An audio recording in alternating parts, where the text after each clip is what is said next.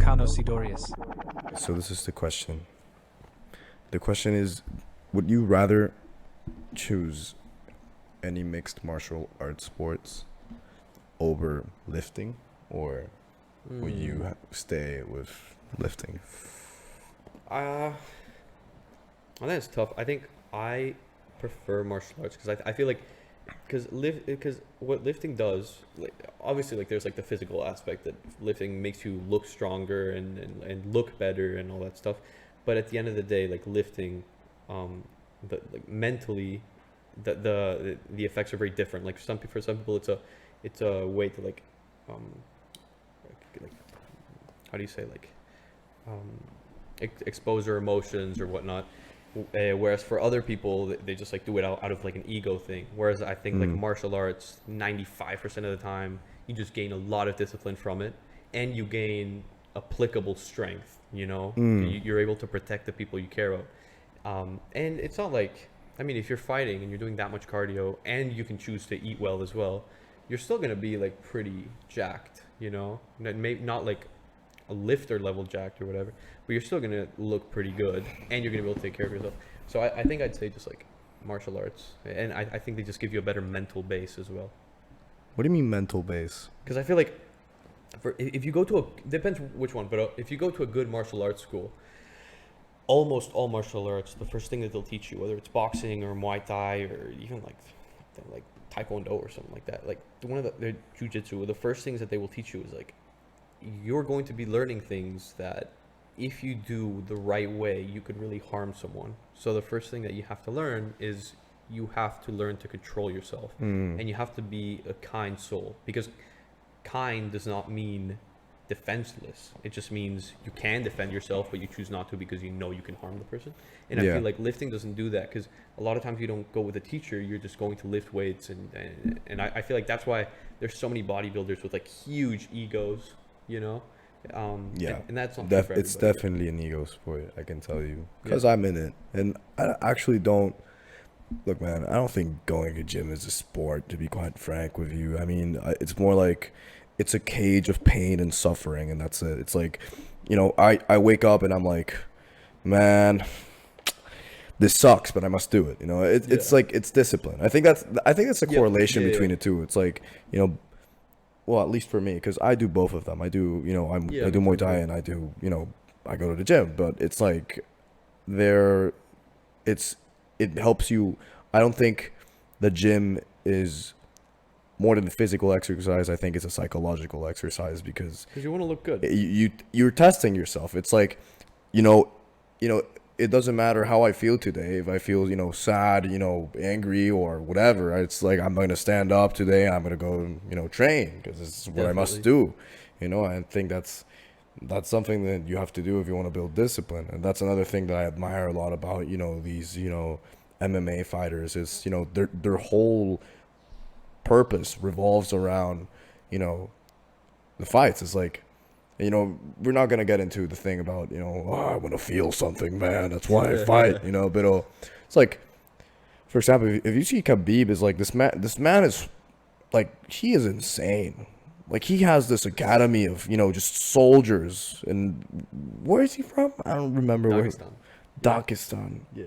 And this guy just trains them every day, and he doesn't let them use their phones. They're basically monks, and this You guy, have to be their haircut like monks, their yeah, it's like beards. Yeah. everything's like you're gonna be exactly like me. But the thing about this academy is like these kids don't go out, they don't have any phones, so they're on They like a don't drink. permanent dopamine detox, Yeah. and they just train all day. That's it's like wake up, pray to Allah, train, sleep, eat, train. It's like Yeah. that's the cycle, man. It's like that's the only thing they do, and that takes a lot of I discipline. agree. I feel like as someone that does, because I've been doing martial arts a bit longer than I've been doing that I've been lifting, but I've been doing both around similar times. I feel like when it comes to lifting, um, I love lifting simply because it feels like I'm pushing my muscle fibers or whatever to their greatest extent. But the thing is, like, I feel like the discipline that you get from fighting is just a whole different thing, because when you discipline yourself to go to the gym even when you don't want to, that's hard, and that's why a lot of people don't go to the gym or don't do exercise at all. But I feel like the worst thing that can happen once you're at the gym is that your muscles are a bit sore, unless you're trying to ego lift and then you tear your bicep. But most people don't do that. But if you're doing martial arts, the worst thing that can happen is something that happens, or not the worst thing, but something that happens pretty regularly is that if you're sparring or if you're training pads or whatever, you're going to get hit and you're going to get hurt and you're going to get thrown on the floor or this or that, you're going to end up maybe bleeding a little bit and whatnot. And I feel like the fact that you're going to be experiencing all this pain, and then at the end of the day, you're going to say, okay, I'm going to come back here and do it again tomorrow and the day after that and the day after that. I feel like that pushes you to a whole new limit. So lifting is great, and I think that it gives you a very good base of discipline. And I feel like martial arts can take you even further. I think that they're both necessary. I love them both, but I feel like martial arts gives you a whole new level of discipline. That's true. That's crazy to me. Like, do you think, this is so odd because everyone thinks, people, the biggest, strongest guy, or, this guy that goes and fights and whatever is the meanest person.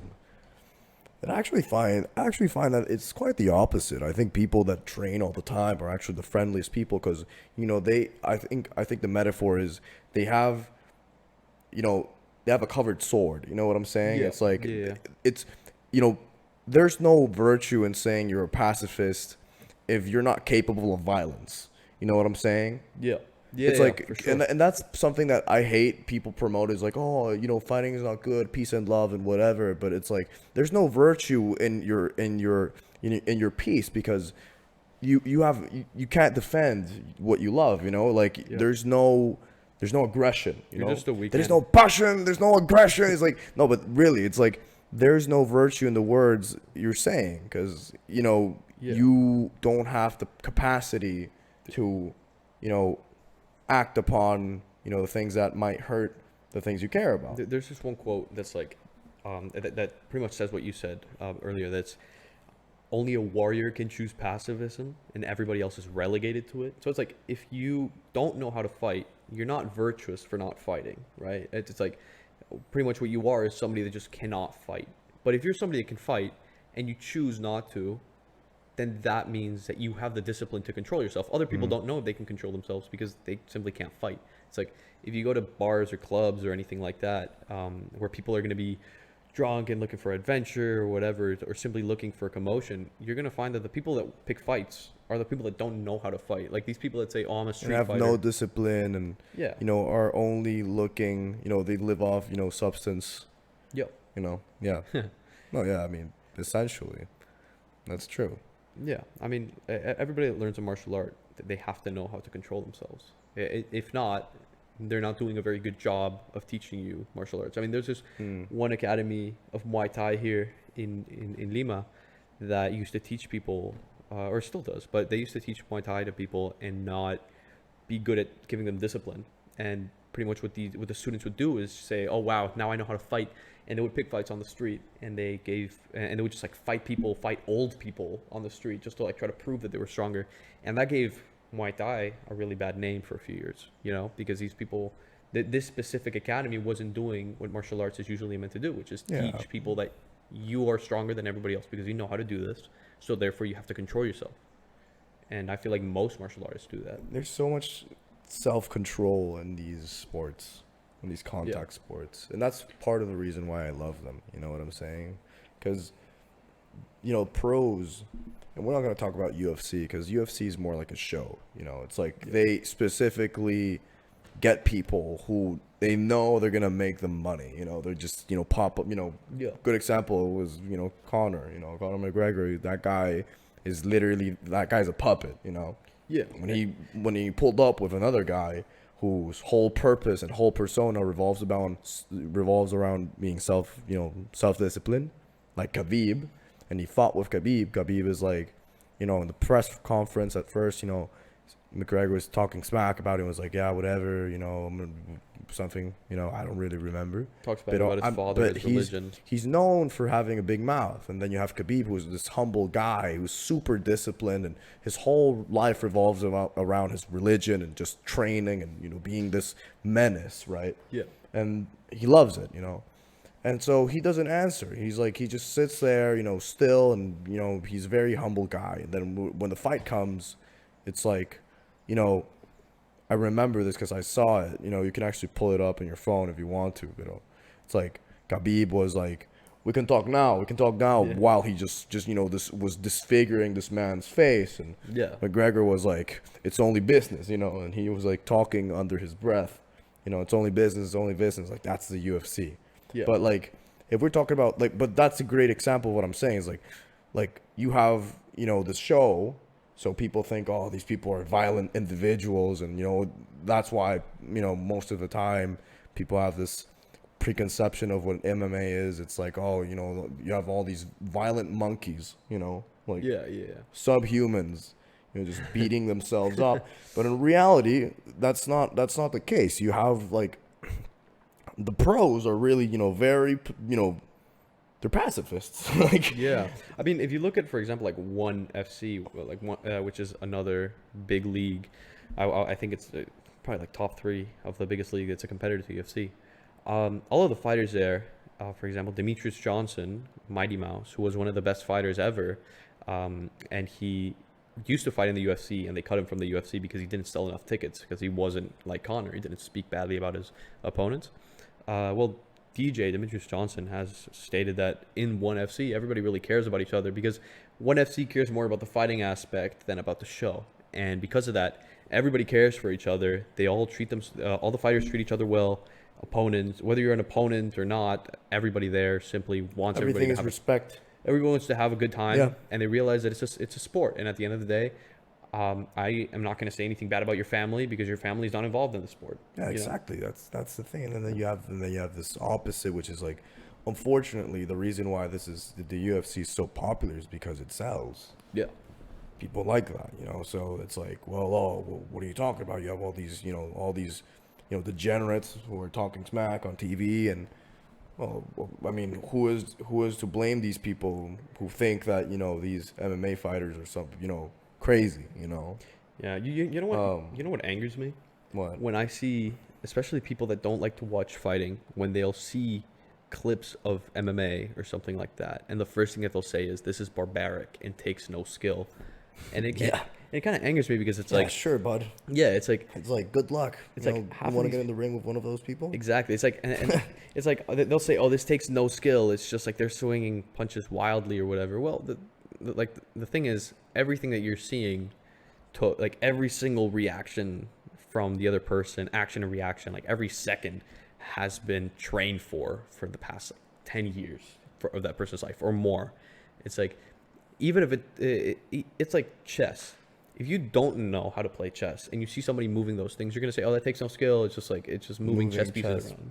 But it's like, if you understand chess and you see somebody pull off a very hard to do move, you're gonna appreciate that. And it's the same thing with MMA. If you understand just how important a certain kick or a certain movement It's a is, very it's a very difficult sport. It's not only physical, but it's Yeah. also it's psychological. it's very psychological and mental Yeah. because you know it's very actually it's I would say it's very similar to chess in the sense that you have to read patterns, Yeah. and you also have to break them. Like you want to confuse your opponent. You're thinking, 5 steps ahead. It's like, okay, well, maybe he doesn't play as much as with his left leg, whatever. But in reality, what's going on is like, okay, the guy's doing that on purpose because he's gonna break a pattern, Yeah. and maybe he will use that left leg to hurt you. So it's like you have to be in the present. You can't you can't get distracted a second because you never know. But simultaneously, you also have to be thinking about what is this guy gonna do next, reading his patterns, his body, his mannerisms, etc. It's like, Yeah. that's something that's super difficult. And if you've ever been inside a ring, you understand that the, the things that go through your mind, or not even a ring, just like have your friend pick up a pair of gloves and you pick up a pair of gloves. It's like your mind is going to be going in all kinds of directions. You're going to be thinking, oh, which way is he going to hit me? Is he going to hit me? Is it going to hurt if he's going to hit me? What if I move backwards? Does that mean he's going to move forward faster? What you start thinking all these things, you start hesitating and you tense up, and that makes you tired, and then you forget how to throw a punch and all those things. It's like, it's really not just about sport. You can be the best runner in the world and you'll still find that 3 minutes or less of martial arts and you'll be wheezing because Yeah.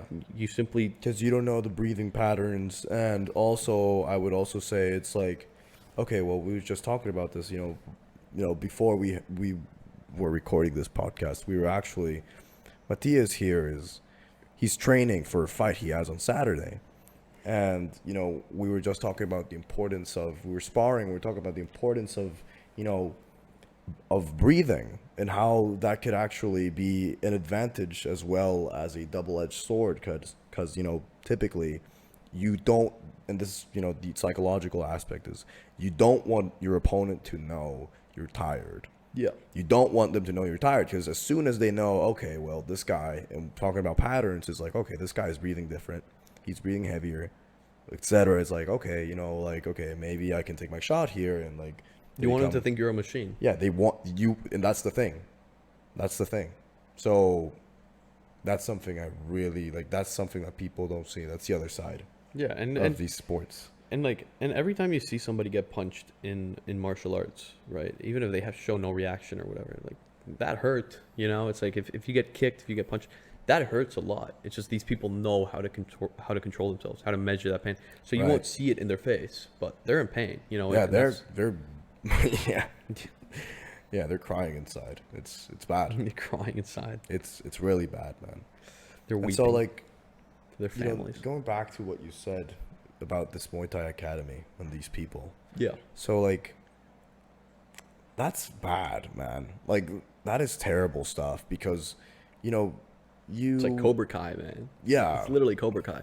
I haven't seen it, but I know what you're talking about. It's like you have this Yeah. evil gang of this cult of these martial artists who are evil and have like no values, and then you have this other gang of Virtuous very fighters, virtuous yeah, yeah. fighters, Yeah, except there were no virtuous fighters, and it's just Yeah. like the bad guys, just like beating up old people. Yeah, right? it's like, Oh yeah, yeah, But you know why I'm mentioning this? Because I just just made me remember about so you have, I was reading this, I was listening to this podcast, Jordan Peterson's podcast, right, and he talks about how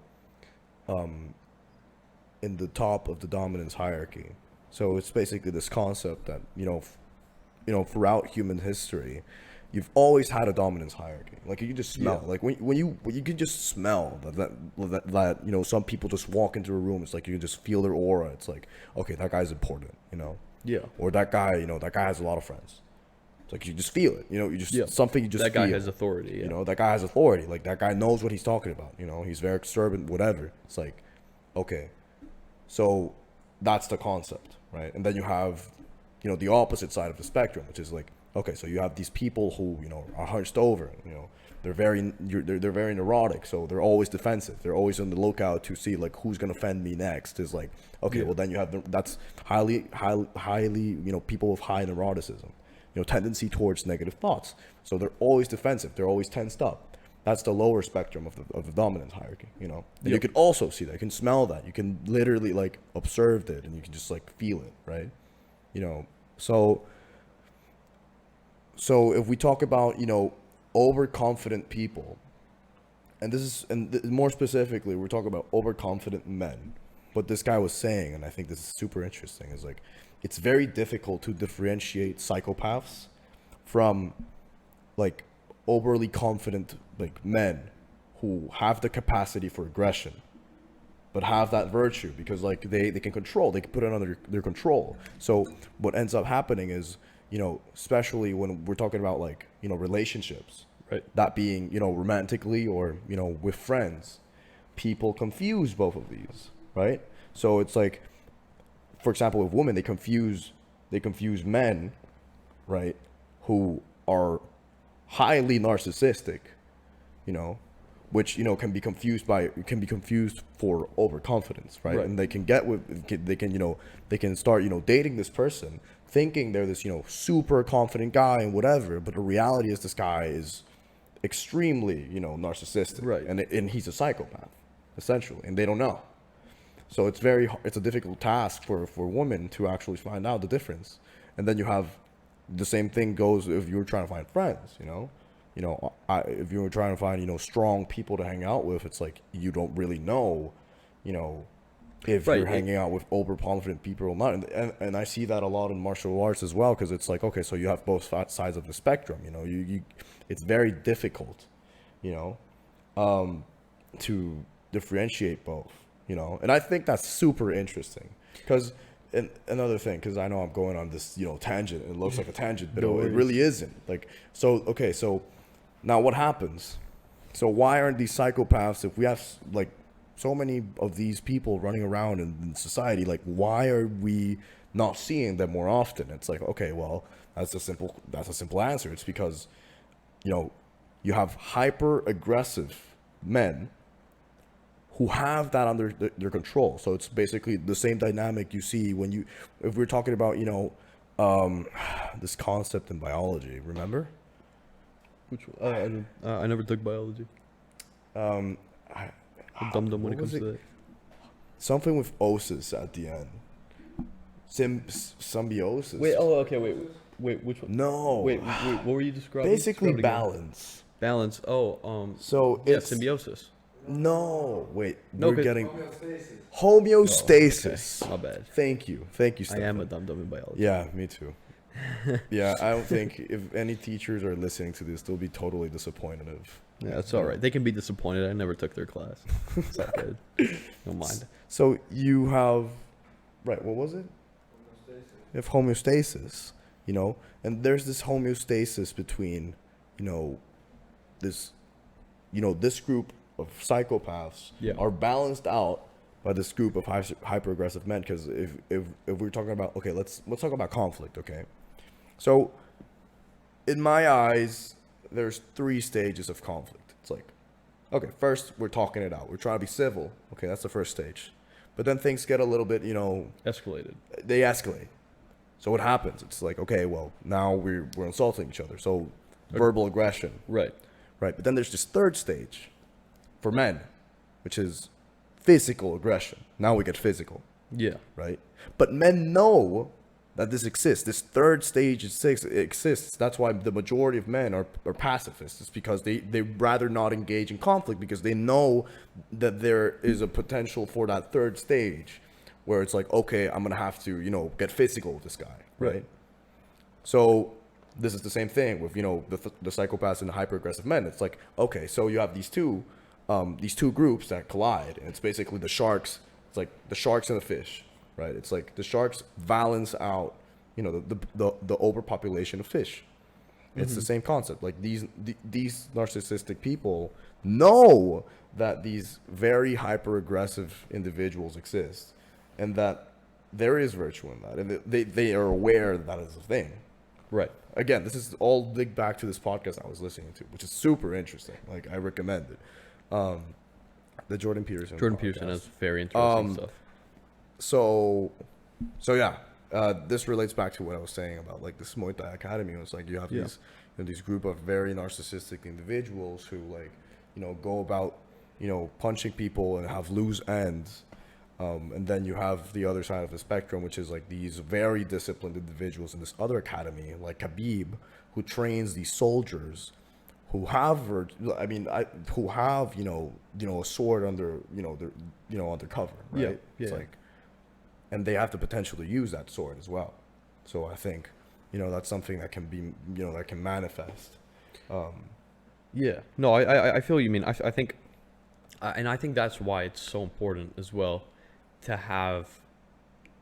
Well, I mean, in martial arts, it's a teacher, a coach, that teaches you discipline. But really, in life, like overall, it's simply just to have a good father figure. Someone that teaches you, more than simply what's right or wrong. It teaches you that, look, you can act a certain way, and that way is aggressive, and that's fine. But the thing is, when are you allowed to act aggressive? And I feel like so many people get to the point where they understand that they can act aggressive, but they don't understand when.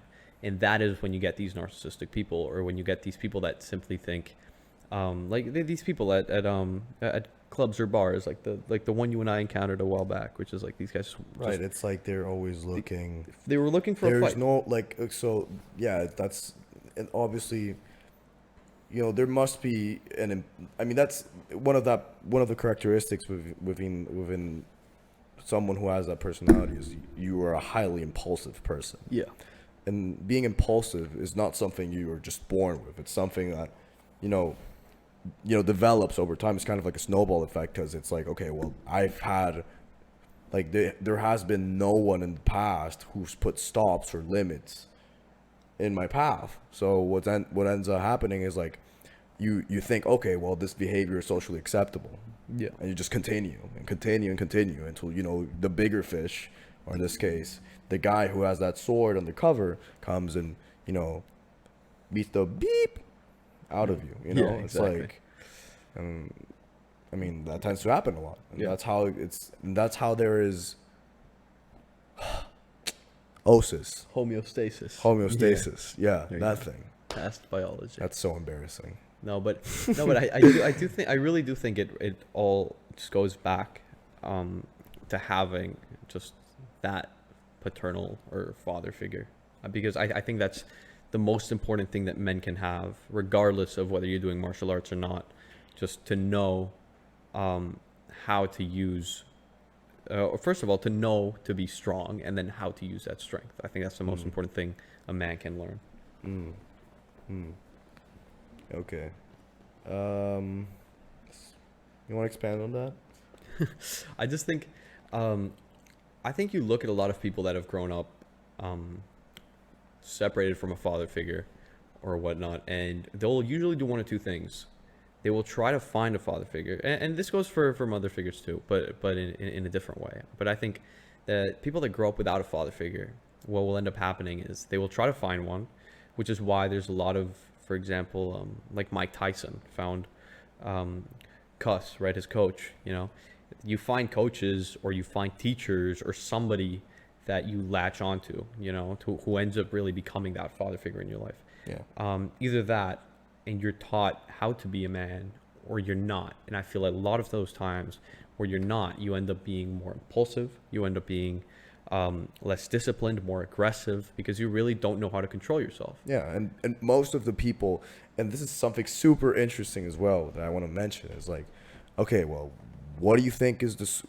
Okay, so what characterizes a school shooter, for example? It's like people typically think, oh, well, it's this very, you know, hyper aggressive men, have a tendency towards practicing martial arts and whatever, and being, these violent, like, Playing Call of Duty. right, and they don't really think about where these violent and aggressive, tendencies come from. But the reality is that, hyper aggressive people are weak-minded people. Yeah. They're not strong-minded people. And by strong is a synonym of discipline. Yeah. I agree with that. It's a synonym of discipline. And what ends up happening is, strong people are in the like they're totally polar opposites from the school shooter type of personality, which is like you have strong is overconfident, so you are actually you've worked so hard, so trust kind of works like it's the same way. I'd say trusting yourself is the same dynamic with trusting someone else. It's like, okay, so I'm gonna promise you something, and when I promise you something, I'm going to do that something, right? And then the person sees that, it's like, okay, well, I can depend on this person, from time to time, because like he's a person of their word, right? Right. Okay, the same thing. So it's like, if you work a lot, you say, okay, I'm gonna start working, I'm gonna start grinding, whatever. You just like start working, whatever. Okay, then like that work pays off. Yeah. It's like, or you become like super fit, or you become like super reliable, etc. Then that can be in any domain. That can be academic, that can be physical, that can be in a venture, in a business venture, that can be in any plane. That can be in any section of your life, and that manifests, mentally or physically. But then you have this other side of the spectrum, which is like, okay, well, how are these hyper aggressive people who, commit atrocities, where are these people coming from? It's like, it comes from, I believe, mostly from fatherless childhoods, and they have no reference. And more than fatherless, it's just a lack of a father figure. So It's having like, having a biological father, or having somebody in your house who is a man and is who shares half of your genes, doesn't mean that you have yeah, a father figure. because then you can also be domestically abused, Yeah, then you, like, you can have somebody who raises you of course, without yeah, teaching you the principles of masculinity. yeah. And I think that's also another problem, which is that people constantly think that these hyper aggressive people, like you mentioned, are toxically masculine. They embody toxic masculinity. But the problem is that they are the exact opposite Opposite. of what Yeah. masculinity is They're meant the to be. exact opposite of Yeah. what masculinity embodies. Because masculinity really is just meant to be to protect your family, provide for your family, and prepare them for whatever worse things might I happen. think I think masculine energy, it's characterized for it's chasing after purpose Yeah. and evolving. It's constantly evolving. Like, like that's I think that's Yeah. what's masculine, energy. Yeah.